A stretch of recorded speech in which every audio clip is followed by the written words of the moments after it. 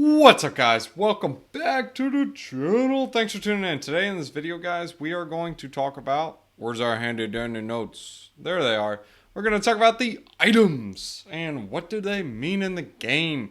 Yeah, guys, don't look at the cheat codes. Make sure you guys look on this at like 480p so you guys don't cheat. I'm just kidding, guys. These are my notes. These are my ADHD notes. That's what we'll call them. Let's go ahead and call it right here. ADHD rice notes. Because, yeah. Alright, so these are our rice notes. ADHD. I don't know what rice notes mean, but we're making them rice notes. We're going to talk about some of the items, what you guys need to know about them, and we're going to go ahead and collect some right now from this quest. While we're talking, I'm just going to go ahead and complete this quest, and we're going to go ahead and collect some items. Hopefully we get the egg right on screen. How cool would that be? Well, it'd be cool for me. I don't know. Well, actually, let's do this.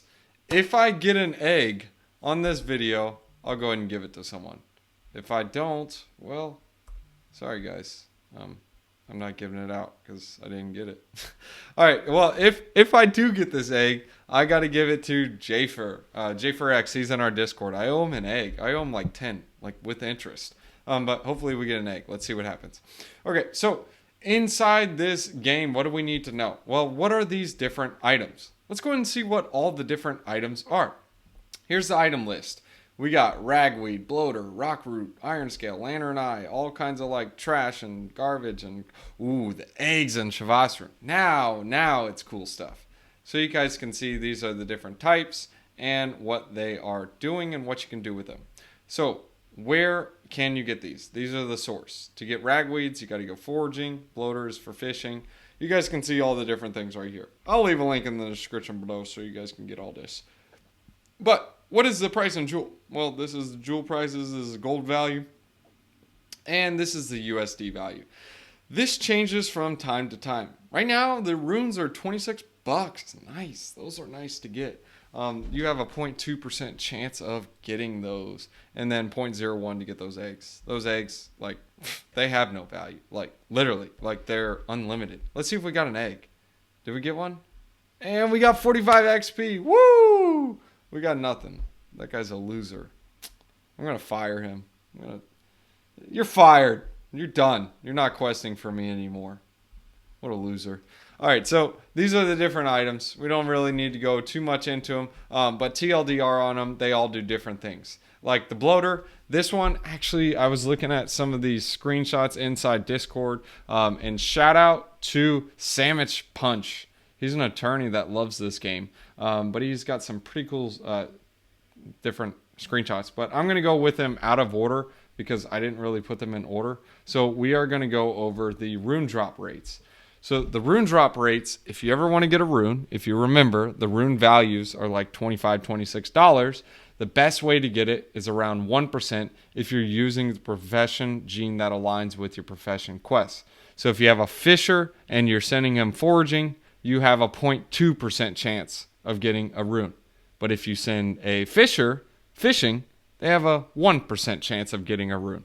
So you send them on a quest 100 times, they will get one rune. So that's just something you guys can keep in mind.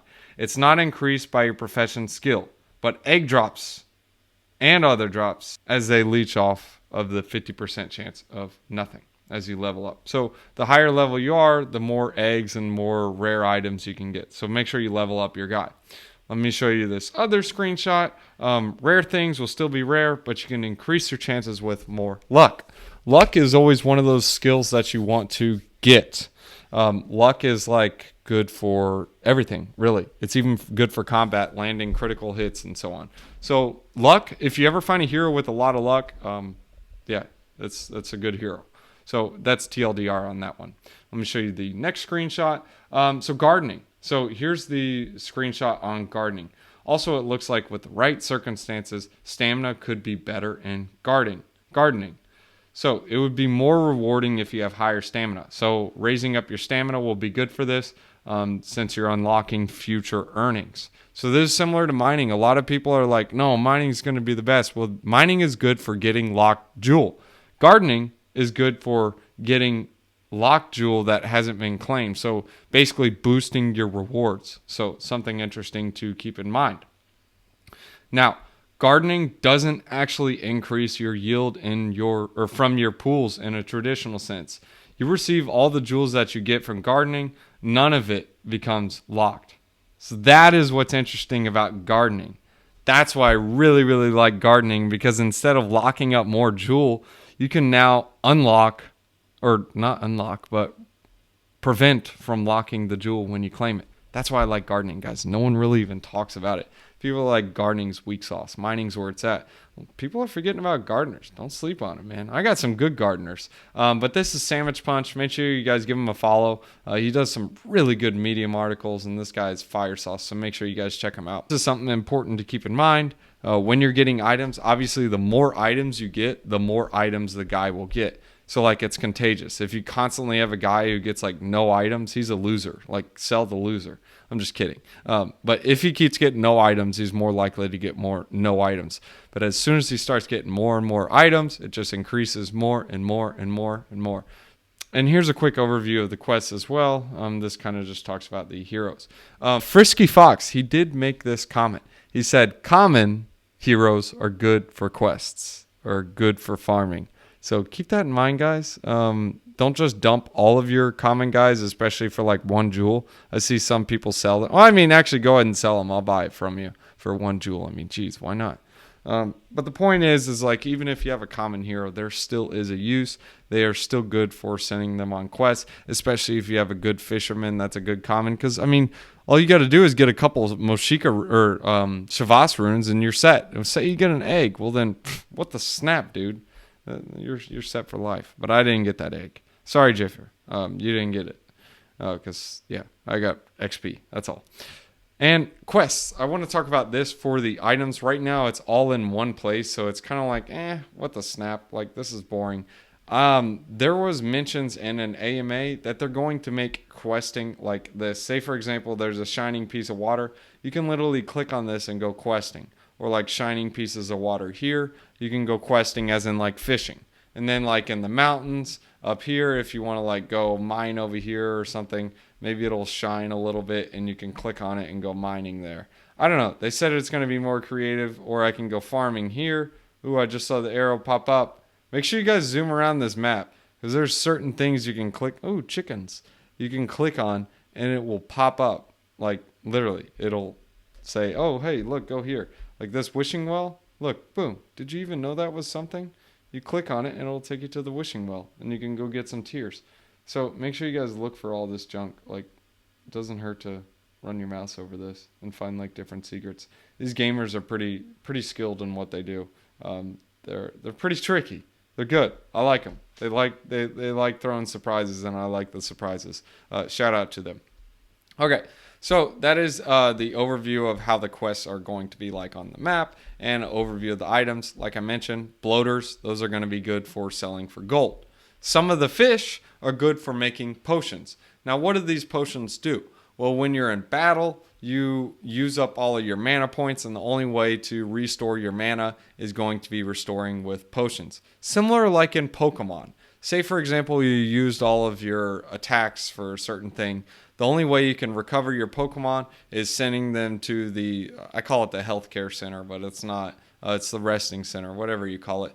Or you use a potion, like a potion to boost it, and it gives them more.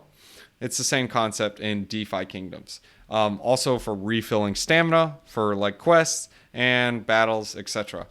Which is very important, because someone who's trying to like maximize their gains, like making more and more in the quest, they're going to want to throw a bunch of nuts and ham at the potions, and which will cause deflationary aspects to the items, because more people are going to be spending their items to make, well, potions, which are used. So it's actually theoretically burning the supply out there. So it's kind of cool. And I already mentioned the quests around the map. What am I doing with my items? I'm actually holding a bit of the items right now because I feel like, I know there's an exchange coming like in RuneScape. I remember the Grand Exchange when that came. I was selling like my iron and copper ores for like 10 gold. And they launched on the Grand Exchange, and you could sell those jokers for like 40, 50 gold. So it's literally like a 5x. Don't cut yourself short, not financial advice. And also, you get runes, need to have a certain, I already explained that. eggs. What are eggs?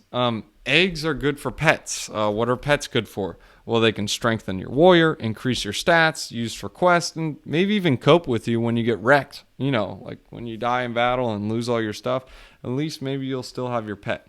So yeah, that's a quick overview of the quests. You guys can check them out on the professions right now. Eventually they'll be all over the map. Right now the miners are not out and the gardeners are not out, but the gardener I'm sure will be coming soon. So you can go fishing and foraging right now. Just because you have a forager doesn't mean you can't fish. It just means you use more stamina with it. What do I mean by this? Well, say for example, I'm going foraging or fishing, I'm sorry. You can see right here, 7 stamina and then 5 for heroes with fishing. So something to keep in mind. That means if I have 25 stamina, I can go fishing 5 times, but only 3 times if I have 25. Guys, so a couple of other things to keep in mind that I didn't mention earlier in this video. This is the screenshot from Frisky Fox about commons making excellent farmers and the leveling argument. We aren't going to go into this, but I want to talk about this. This is pretty important to understand. Look at this. So here is the stats for, let's say, what is this? This is a forager. You guys can see foraging is 3.6, 3.0, and 5.0. These are foragers sending them foraging. Whether or not they're really good at foraging or not is irrelevant. Like a knight is horrible at foraging. It's just irrelevant from this subject. However, they are going to level up quicker because foraging is their profession. Now, let's say, for example, I use archers, which are really, really good at foraging, but these guys are gardeners instead of foragers, so they suck at foraging. However, if you see their foraging level is 1.6 and 1.9 and 1.7. The reason why these were able to level up so much quicker is because they're able to quest 5 times for every time these guys can go 3. So of course you don't have to use a fisher for fishing or a forager for foraging. You can use a fisher for foraging and vice versa. The important things you need to keep in mind are the stats. So using someone who has good dexterity and good intelligence is going to be really good at foraging.